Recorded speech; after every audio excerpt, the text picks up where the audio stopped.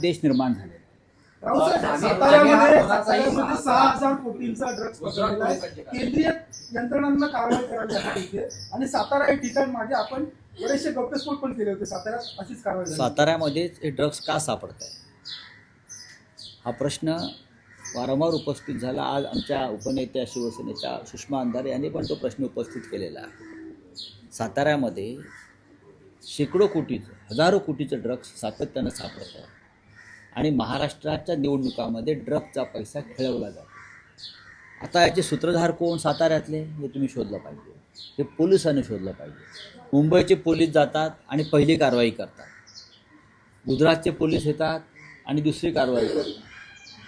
बरोबर आहे. सातारचे पोलीस जे आहेत, सातारचं पोलीस दल जे आहे ते काय झोपा काढतंय का?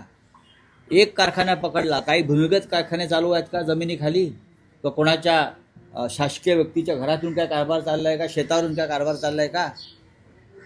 ज्या पद्धतीनं महाराष्ट्राच्या राजकारणामध्ये हा पैसा येतोय हा अंमली पदार्थाचा व्यापारातला पैसा आहे. त्याशिवाय इतक्या प्रचंड प्रमाणात पैशाचा वापर होऊ शकत नाही. आणि या पैशाचे अंमली पदार्थाच्या पैशाचे सूत्रधार कोण हे देवेंद्र फडणवीस यांनी शोधायला पाहिजे. आपण जर बघितलं कल्याण डोंबिवलीचे जे नगरसेवक